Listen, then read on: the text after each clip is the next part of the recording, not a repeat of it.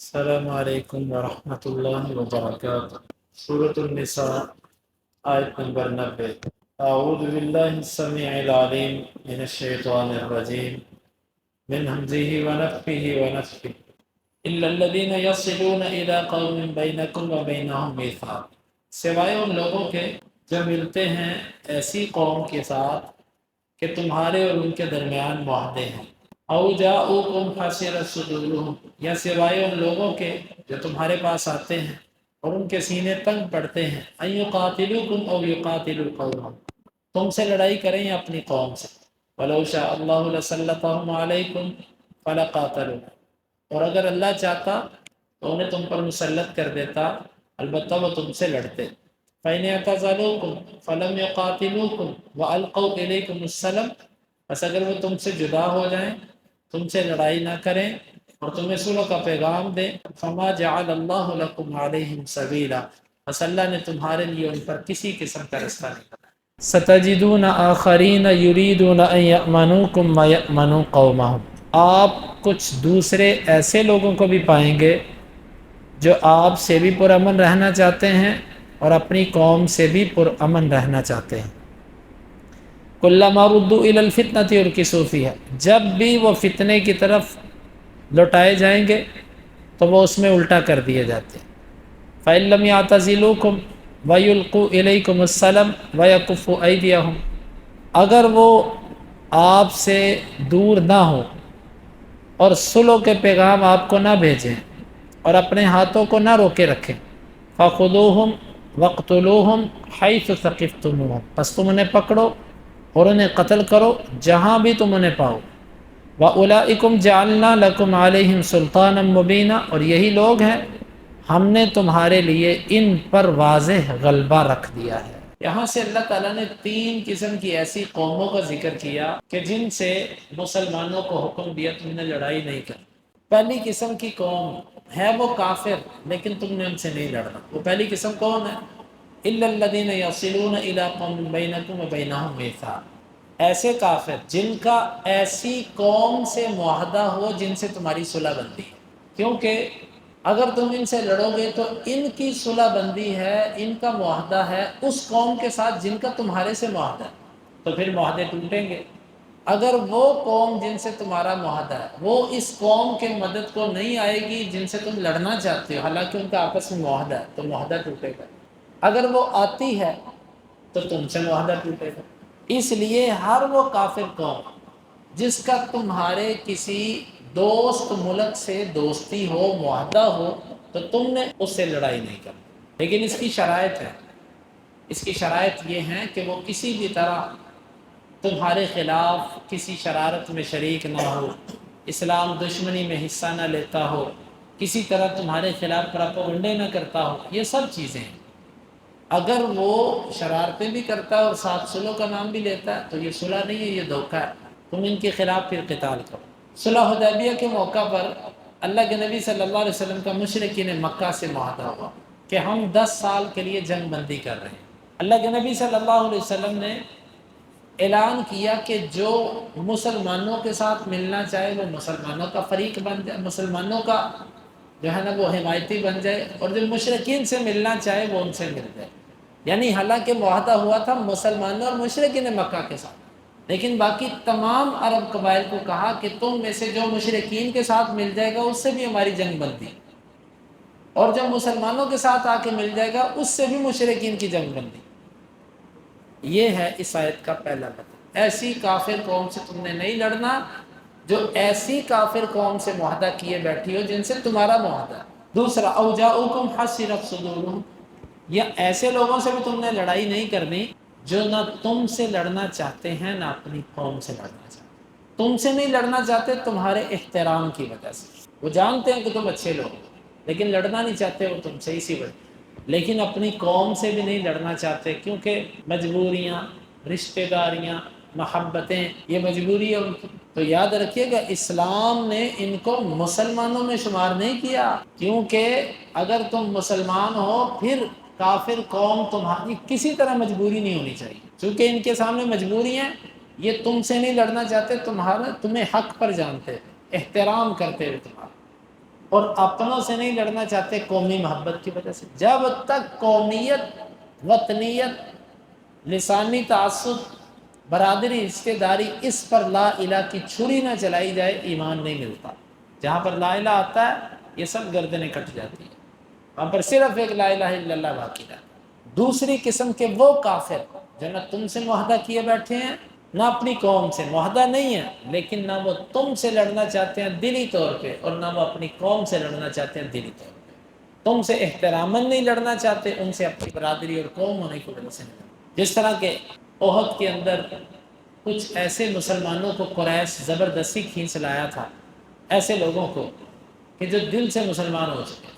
اللہ کے نبی صلی اللہ علیہ وسلم کو پتہ تھا یہ مجبوراً لائے گئے ہیں، آپ نے اعلان کیا ان کو کوئی قتل نہ کرے۔ جس طرح ان میں ایک عباس رضی اللہ عنہ، آپ نے کہا تھا عباس کو کوئی قتل نہ کرے، البتہ اس کو قیدی کر لے۔ اس کی وجہ یہ تھی کہ قوم ان کو مجبور کر کے لائی تھی، نکلو تم ہمارے بندے نہیں ہو۔ اگر وہ نہ نکلتے تو ان پر مصیبتیں آتی، لیکن اسلام نے ان کو مسلمان شمار۔ آج کوئی یہ سوچتا کہ ہم بھی قومی مجبوری سے ہیں، تو پھر دیکھ لو اس کا حکم کیا ہے۔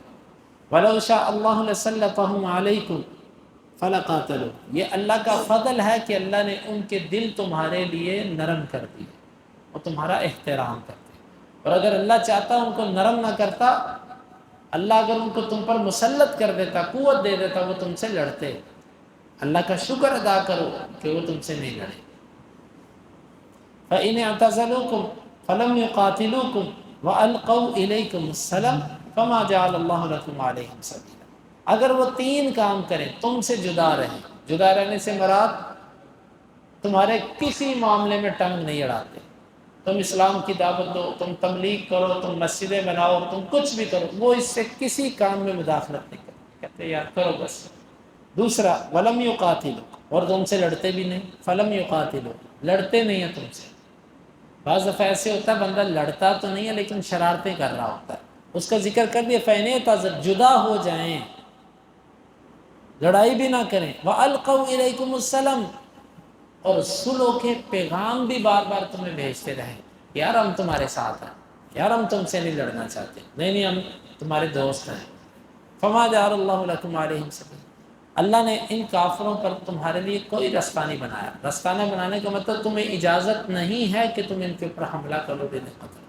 اسلام ہر کافر کو قتل کرنے کا حکم نہیں دیتا، یہ بات لوگ اس مسئلے کو سمجھے ہی نہیں ہیں۔ اسلام جن کافروں کو مارنے کا کہتا ہے اس کی شرائط ہے۔ تیسری قسم یہ قوم وہ ہے جو نہ مسلمانوں سے لڑنا چاہتی ہے نہ اپنی قوم سے لڑنا چاہتی، لیکن ان کا ظاہری رویہ تو دوسری قسم کے لوگوں جیسا ہے، لیکن حقیقت میں فرق ہے۔ وہ فرق یہ ہے کہ دوسری قسم کے لوگ مسلمانوں کا احترام کرتے ہوئے انہیں حق پر سمجھتے ہوئے نہیں لڑتے تھے، یہ مسلمانوں سے اس لیے نہیں لڑ رہے کہ ان کا بس نہیں چلتا، ان کو پتہ مار پٹے گی، مشکل بنے گی، یہ کسی وجہ سے، جس کو کہتے ہیں نا مجبوری کا نام شکریہ، یہ وہ قسم کے لوگ ہیں۔ اسلام سے صرف اس لیے نہیں لڑتے کہ ان کو پتہ ہے پڑھنی بڑی ہیں، اگر ان کا بس چلے، ان کو پتہ ہو کہ مسلمان کمزور ہیں، تو یہ کبھی بھی مسلمانوں سے پیچھے نہ رہیں، مسلمانوں کو ماریں، سزا دیں۔ حالانکہ ان کے شر کا واضح اللہ نے بتا دیا، لیکن پھر بھی اللہ رب العالمین نے فرمایا کہ ان سے نہیں لڑنا۔ دیکھیے اسلام یہ مذہب ہے کہ جب تک تمہیں کوئی کاٹنے کے لیے اٹھتا نہیں ہے، اسلام تمہیں کہتا ہے تم صبر کرو۔ ہاں جب تمہیں کوئی کاٹنے کے لیے آتا ہے، مارنے کے لیے آتا ہے، اسلام کہتا ہے اب اپنا دفاع کرو، یا تمہیں پتہ چل جائے وہ یہ کام کرنے کے لیے آ رہا ہے، پھر بھی اس کو پکڑا جا سکتا ہے۔ باقی یہ اسلام دیکھیں ان کے دلوں میں ہے کہ ہمارا بس نہیں چلتا، لیکن پھر بھی اسلام کہتا ہے نہیں لڑنا ان سے۔ اور یہ لوگ کون تھے؟ یہ سچے منافق، اپنی قوم سے اس لیے نہیں لڑتے تھے کہ ان سے ان کو محبت ہے، مسلمانوں سے اس لیے نہیں لڑتے کہ ڈرتے ہیں، یہ وجہ ان کے نہ لڑنے کی۔ کلما ردوا الی الفتنۃ ارکسوا، یہ جب بھی فتنے کی طرف لوٹائے جائیں گے تو پھر مسلمانوں کے خلاف ہو جائیں گے۔ یہاں پر فتنے سے مراد شرک ہے، یعنی بظاہر یہ اپنے آپ کو مسلمان کہہ رہے ہیں۔ جب یہ ایسے معاشرے میں، ایسے ماحول میں اور ایسی جگہ پر چلے جائیں کہ جو کفر اور شرک کی ہے، جہاں پر یہ اپنے آپ کو طاقتور محسوس کریں، یہ پھر الٹی پہلے والی حالت پہ چلے جائیں گے۔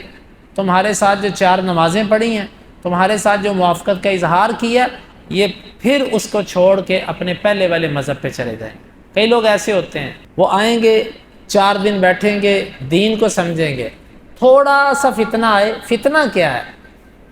پہلے والا ہوا کا جھونکا، مثال کے طور پہ برادری کی مجبوری، یا کاروباری مجبوری، یا دوستوں کی مجبوری، یا باپ دادا کے مذہب کی محبت، دین کو سمجھنے کے باوجود تھوڑی سی ہوا چلی اس طرف پھر مڑ گئے۔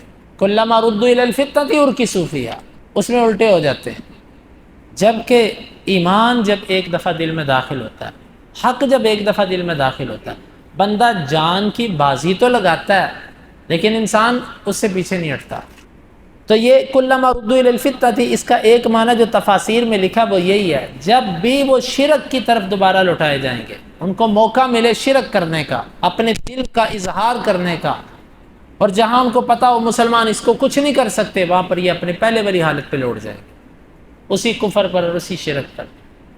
دوسرا معنی کہ جب بھی ان کو طاقت ملے، اختیار ملے، اپنے آپ کو محفوظ سمجھیں، پھر یہ فتنے کی طرف لوٹ جائیں گے۔ فتنہ کیا؟ مسلمانوں کے خلاف لڑنا شروع کر دیں گے۔ بعض لوگ ایسے ہوتے ہیں، وہ اندر سے بڑے کڑ رہے ہوتے ہیں لیکن وہ کر کچھ نہیں سکتے، جیسے ان کو موقع ملتا ہے پھر وہ مسلمانوں پہ حملہ آور ہو جاتے ہیں۔ لیکن ان کے اس خبث باطن کے باوجود اسلام کہتا ہے نہیں لڑنا۔ فَإِن لَّمْ يَعْتَزِلُوكُمْ وَيُلْقُوا إِلَيْكُمُ السَّلَامَ وَيَكُفُّوا أَيْدِيَهُمْ، لیکن اس کی 3 شرطیں ہیں۔ ایسے لوگوں سے نہ لڑنے کے لیے 3 شرطیں ہیں۔ نمبر 1، وہ تم سے سائیڈ پہ رہیں۔ سائیڈ پہ رہنے کے 2 مطلب، ایک تو فزیکلی عملی طور پر تمہارے خلاف لڑنے نہ آئے، اور دوسرا یہ کہ زبانی طور پہ، تحریری طور پہ کسی قسم کی مہم تمہاری دعوت کے خلاف نہ چلائیں۔ اگر وہ تمہارے دعوت کے خلاف مہم چلاتے ہیں، اسلام کے خلاف کوئی تحریک چلاتے ہیں اور کہتے ہیں ہم تو تم سے نہیں لڑتے، تو یہ لڑائی سے بدتر ہے، یہ شرارت ہے ان کی۔ اول شرط ہے ان کو معافی دینے کی کہ یہ علیحدہ ہو جائیں، سائیڈ پہ ہو جائیں، کسی طرح کی مداخلت نہ کریں، نہ کسی کو فنڈ دیں، نہ خود شریک ہوں، اور نہ کسی کی موافقت کریں، اور نہ ہماری دعوت میں کسی طرح کی رکاوٹ ڈالیں۔ دوسری شرط وَيُلْقُوا إِلَيْكُمُ السَّلَامَ، اور وہ تم سے صلح کے پیغام بھی بھیجیں، یعنی تم سے صلح باقی رکھنا چاہیں، یہ کہیں کہ ہم سے صلح رکھو۔ اگر وہ کہیں کہ ہمیں صلح کی ضرورت نہیں ہے، یا اس طرح کا کوئی رویہ اختیار کریں، تب بھی ان کے لیے کوئی رعایت نہیں۔ اور تیسری صورت وَيَكُفُّوا أَيْدِيَهُمْ، اپنے ہاتھوں کو روکے رکھیں، یہ معنی ہم اس سے پیچھے بیان کر چکے، یعنی لڑائی میں شریک نہیں ہونا۔ یہ 3 چیزیں اگر ان میں پائی جائیں تو پھر ان کو تم نے معافی دینی۔ لیکن اگر باوجود اسلام کا اظہار، یہ نقطہ سمجھنے والا یہاں پر، باوجود اسلام کا اظہار کرنے کے، کلمہ پڑھنے کے، نمازیں پڑھنے کے، مسلمانوں کے ساتھ شریک ہونے کے، ان سب چیزوں کے باوجود اسلام کے خلاف کسی سرگرمی میں پکڑے جائیں، کسی بھی طرح کی ہو، یا کسی بھی طرح کی شرارت ہو، اس میں اگر یہ پکڑے جائیں تو پھر فَخُذُوهُمْ، پس تم انہیں پکڑو، وَاقْتُلُوهُمْ، انہیں قتل کرو، حَيْثُ ثَقِفْتُمُوهُمْ، جہاں تم انہیں پاؤ، باوجود اس کے کہ یہ نمازیں پڑھتے ہیں، باوجود اس کے کہ یہ مسلمانوں کے ساتھ اپنی موافقت ظاہر کرتے ہیں، انہیں قتل کر دو۔ وَأُولَٰئِكُمْ جَعَلْنَا لَكُمْ عَلَيْهِمْ سُلْطَانًا مُّبِينًا، اور یہ وہ لوگ ہیں ہم نے تمہیں ان پر واضح غلبہ دیا ہے، تم سے کوئی پوچھ گچھ نہیں ہوگی، مار دو ان کو۔ اس سے معلوم ہوا کہ کسی بندے کا ظاہری طور پر لا الہ الا اللہ اور اس کی نماز اور روزہ اسے اس وقت فائدہ دیتا ہے جب وہ اسلام کے خلاف کسی قسم کی سرگرمی میں ملوث نہ ہو۔ اگر وہ مسلمانوں کے خلاف لگا ہو، اسلام کے خلاف لگا ہو، اور بظاہر یہ سمجھے کہ مسلمان ملک میں رہتا ہوں، مسلمان گھرانے میں پیدا ہوا ہوں، اور کفار کے ساتھ مل کر مسلمانوں کی تباہی کے منصوبے بنائے، مسلمانوں کو پکڑوائے، مسلمانوں کو قتل و غارت کی جو ہے نا کنویں میں دھکیل دے، آپ دیکھیں قرآن کیا کہتا ہے اس کے بعد۔ لیکن اس سب کے باوجود یہ سب کام کس کے ہیں؟ حکومت کے ہیں۔ جب ہم دیکھیں کہ جو اقتدار پر ہیں جو لوگ، وہی اس چیز کی طرف توجہ نہیں دیتے، تو پھر وہ اللہ کو اس کا جواب دے۔ عوام الناس اس چیز کو اپنے ہاتھ میں لے گی، قتل و غارت کی طرف چلے گی، تو فتنے کا بازار گرم ہو جائے گا۔ لیکن واللہ یہ المیہ کی باتیں ہیں۔ اگر کسی جگہ پر حکمران ہی یہ کام شروع کر دیں، حکمران ہی مسلمانوں کو پکڑوانا شروع کر دیں، حکمران ہی اپنی بیٹیاں قوم کی اٹھا کر کفار کو پکڑا دیں، اپنے دیندار مسلمان پکڑا پکڑا کر کفار کو دے دیں۔ مسلمان حکمران ہی اپنے گھر کو جلانے کے لیے، اپنے مسلمانوں کو مروانے کے لیے رستے فراہم کر دیں، اڈے فراہم کر دیں، تو پھر گلہ کس سے رہ گیا؟ مسلمان حکمرانوں کا یہ کام تھا۔ جب مسلمانوں کے حکمران خود اس کام میں ملوث ہو گئے تو کون کسے پکڑے گا؟ ایک مثال کے طور پہ بات کرتا ہوں، ایسا ممکن نہیں آج اگر اللہ کے نبی صلی اللہ علیہ وسلم کے صحابہ آ جائیں، اللہ کے نبی صلی اللہ علیہ وسلم آ جائیں، عیسیٰ علیہ السلام آ جائیں، اور وہ جو اس ٹائم مسلمان ملکوں کی جو صورتحال ہے نا، اللہ بہتر جانتا، لگتا یوں ہی ہے کہ وہ پہلے ہمارے خلاف جہاد کریں گے، پھر بڑے کافر کو پکڑیں گے، کہیں گے پہلے ان کو تو پکڑو۔ سب سے بڑے طاغوت تو یہ ہیں، اللہ کی حدوں کو نافذ کرنے میں سب سے بڑی رکاوٹ تو یہ لوگ ہیں جنہوں نے سب 56 سے 60 کے قریب ملک جو لا الہ کی بنیاد پر کھڑے ہیں، کتنوں میں اسلامی قانون نافذ ہے، کتنوں کے اندر شریعت نافذ ہے؟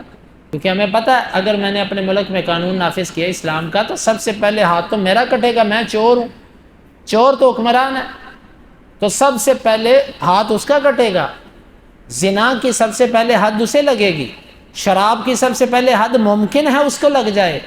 اللہ تعالیٰ ہم پہ رحم کرے۔ آج مسلمانوں کی جو کیفیت ہے، مسلمان ایک ملک دوسرے مسلمان ملک کا دشمن ہے، ایک مسلمان ملک کہتا ہے اس کو مار دے مجھے چھوڑ دے، چھوڑے گا کافر کسی کو نہیں، باری باری سب کو پکڑے گا۔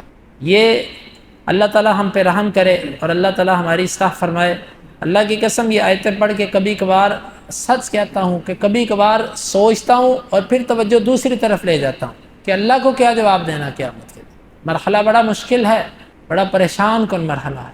اللہ جب میرے سے پوچھے گا کہ تو نے کیا کیا، فلسطین کے ظلم، کشمیر کے ظلم، شام اور نہ جانے کہاں کہاں مسلمانوں پر ظلم تھے، تیرا عملی طور پر کیا کردار تھا، تو نے کیا کیا مسلمانوں کو بچانے کے لیے؟ تیری بیٹی، تیری ماں، تیری بیوی، تیری بہن محفوظ تھی، تیرا گھر محفوظ تھا، تیرا کاروبار اچھا تھا، تو نے کہا سب اچھا ہے، سب اچھا ہے، تو نے میرے دین کے لیے کیا کیا؟ اس کا کیا جواب ہے؟ اس کا کوئی جواب نہیں۔ اللہ تعالیٰ سے دعا ہے اللہ تعالیٰ ہمیں دین اسلام کو سمجھنے کی اور عمل کی توفیق عطا فرمائے۔